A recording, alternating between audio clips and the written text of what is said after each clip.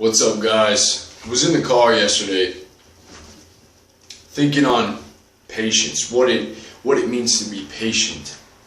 And there's no school that teaches patience. Everyone says patience is the greatest virtue, the noblest virtue. Be patient. Wait. And when we break down that word, the root word of patience is to suffer. To suffer. So patience, if it means suffering, right, what are we suffering for? What are we suffering? What are we being patient, enduring to get to end game? Now, thinking about this, I think a lot of people are just being patient, just suffering, without really having something that they're enduring. They're moving onwards to. We're patiently waiting for something to happen without actually making things happen.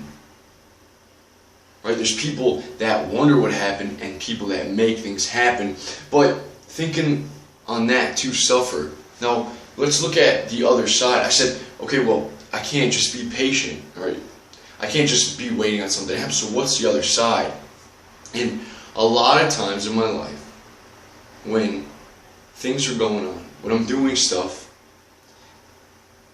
but I don't see the results, I think to myself, okay, I need patience if I'm doing this side. And this is what I'm going to talk about now, is consistency. Okay? If I'm being consistent in something, then I need to have the ability to suffer through. Right? But you can't have one without the other, because if I'm just being patient and I don't have consistency, if I don't have my energy directed, then what am I waiting for? But when these two come together, when I can suffer, when I can be patient and stay consistent, that's where the magic is. That's where the greatest virtue lies, right? I said before, what if consistency is one of the noblest of virtues? And imagine that. The noblest of virtues is to be consistent. Jerry Weintraub, in Useful Stories from a Persuasive Man, great book. I took a picture of it and I'm going to read it to you, but he talks about perseverance, persistence. And he says this: if there's one piece of advice I can give to young people, to kids trying to break out, it's this: persist, push, hang on, keep going, never give up. When the man says no, pretend you can't hear him. Look confused, stammer, say, huh? Persistence. It's a cliche, but it happens to work. The person who makes it is the person who keeps on going after everyone else has quit.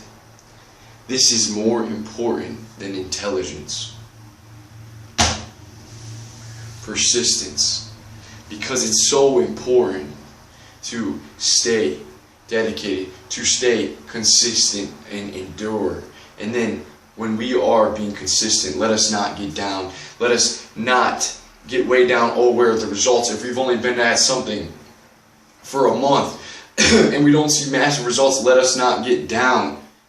But let us suffer through, have the patience to suffer through. Remember, it takes 66 days on average to build a habit. So use that as a time frame. Peter F. Drucker, even go beyond that, 18 months, right? A business plan, 18 months. So remember, time frames, it takes time. We have to endure, my friends. We have to endure, and we have to be consistent. I'll see you guys soon.